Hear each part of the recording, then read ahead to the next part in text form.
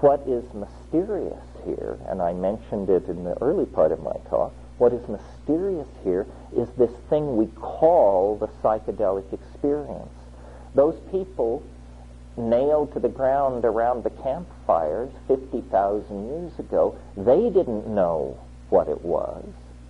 And when we go in there, armed with our Heidegger and our Husserl and our Wittgenstein and our Merleau-Ponty, we don't know what it is either. There has been no progress in 60,000 years in reducing the psychedelic experience to a known quantity. It is as terrifying, as awesome, as ecstatic, as irreducible to us as it was to them. Well, what is that?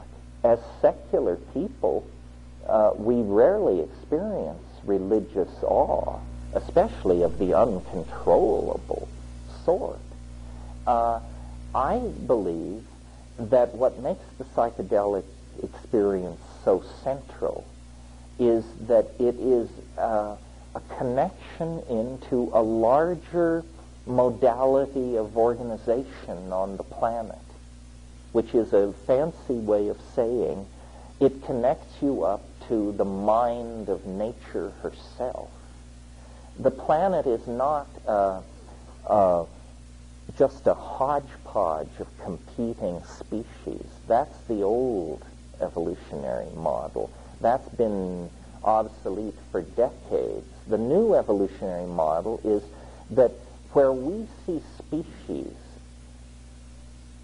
nature sees only a gene swarm, genes moving at various speeds, being transferred around, a large percentage of them by sexual propagation, but a large percentage of them by asexual and vegetative propagation, and still others by more exotic methods of propagation, such as go on in the fungi and the bacteria. The world is a gene swarm. And people like Lynn Margulis and James Lovelock have been suggesting for years that the Earth is a kind of thermostatic self-regulator. Well, if you carry that idea far enough, thermostatic self-regulator is a way of saying a kind of computational engine, a kind of computer, a kind of mind, the Gaian mind.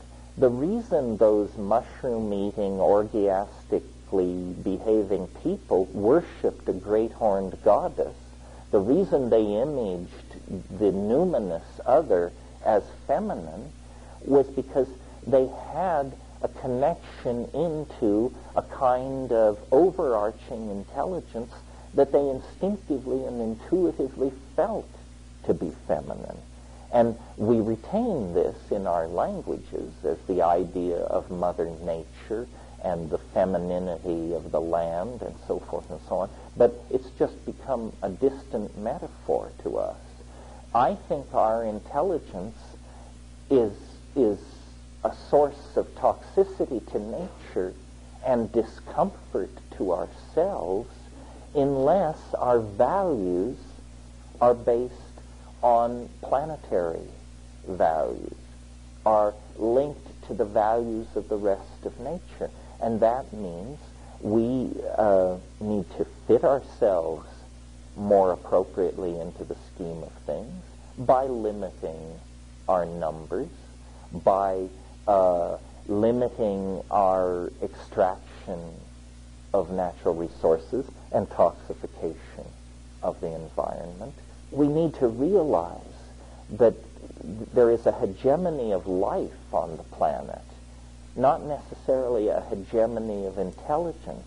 Intelligence is not a license to trample. The proper role of intelligence in a planetary ecology is that of gardener, caregiver, and maintainer of balance. Well, so where do we go, and what do psychedelics have to say about that? Well, I believe that psychedelics show us something which capitalist consumer, fetish-oriented society doesn't want us to know. What psychedelics show us is the incredible richness of our minds. That you, little you, can produce more art in a 20-minute burst of hallucinatory intoxication than the Western mind has produced in the last 500 years. Our socially created space is incredibly impoverished. You know, we have Picasso's contribution and Pollock's contribution and everybody's contribution, but it altogether is as nothing compared to the richness that resides in each one of us a half inch behind your eyebrows. We are told, you know, oh, well, if you want beauty, you have to own a Lexus. Or, you know, if you want a sense of satisfaction, then you need a triple-car garage. On and on. This is absolutely not true. These are substitute addictions that will never satisfy for the genuine article. And the genuine article is a connection into the Gaian mind. Well, I don't believe or expect for a moment that ever again, naked, tattooed, and joyous, we will herd our cattle across the grasslands of Africa. I mean, there are 6 million of us. That chance has been blown. But what can we do to ameliorate our situation? Well, I have always been an optimist. I'm more optimistic right now than I have been for a long time, because sometimes when you're an optimist simply on principle. You believe it's going to turn out all right, but you don't see how it possibly could. I'm beginning to see how it possibly could turn out all right. And my notion is, first of all, I follow in my thinking about shamanism, and I follow the great historian of religion, Mircea Eliade, who got it almost all right, except that he never embraced psychedelics. He thought they were decadent. But that was just his French European education, and he came too early. But anyway, Eliade wrote a book called Shamanism, and then he subtitled it, The Archaic Techniques of Ecstasy. Now, he wrote the book in French. In French, technique has a connotation that it doesn't have in English. It means both a way to do things, and it means technology.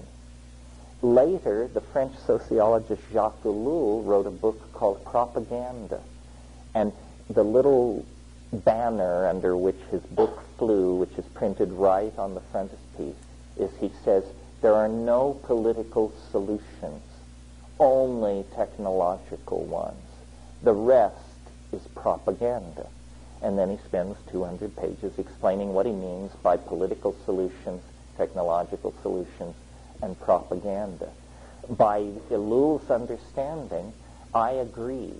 I think ideology is toxic. All ideology. It's not that there are good ones and bad ones. All ideology is toxic, because ideology is a kind of insult to the gift of human free thinking. I mean, if you adopt some ideology, Leninism, Mormonism, it doesn't matter, then you have all the answers. You just go and look in the catechism. Well, I don't know why they issued you a brain. They could have just given you the catechism. Technology, as the counterpoint to ideology, is a very different animal. Now, right now, we're going through a technophobic phase because people think technology means exploding nuclear power plants and, irradiated food and TV. But all technology really means, in the McLuhan sense, is the extensions of man. The extensions of man. And so language is a technology. Shamanism is a technology. Psilocybin is a technology. And certainly the internet is a technology. It's slowly, I think, dawning on a number of people that if we're talking about hallucinogens as consciousness-expanding drugs, then the only difference between a drug and a computer is that one is slightly too large to swallow. And our best people are working on that problem, even as we speak. The drugs of the future will be much more like computers. The computers of the future will be much more like drugs. And I think what we have to recognize is that we are in a very brief and low-energy technical phase in technology. Basically, we're at the tail end of the petrochemical steam era. And where we are headed is towards the solid-state, fiber-optic, global community of the Internet.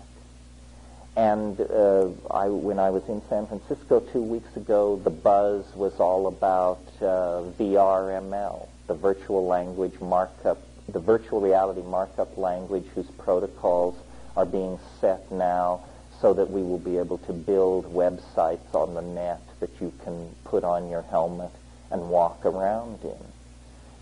Sun Microsystems is about to introduce something called Hot Java, which will let you build and interact with your website without going through your server. Bandwidth is broadening as we speak. The whole world is being brought into the domain of electricity. And you may not know it, but Marshall McLuhan thought that this was the descent of the Holy Ghost. As a convert to Catholicism, he sort of went the opposite direction of me. As a convert to Catholicism, he decided that the descent of the third person of the Trinity and the worldwide spread of electricity were the same event. So I think that what we have to do is dematerialize culture in every way possible.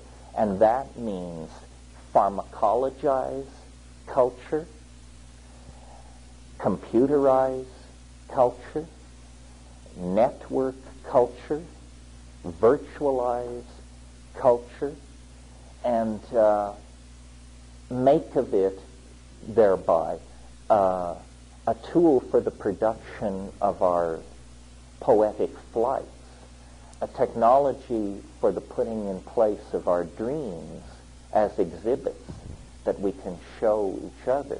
This is what it is. This is what technology can be in the service of boundary dissolution.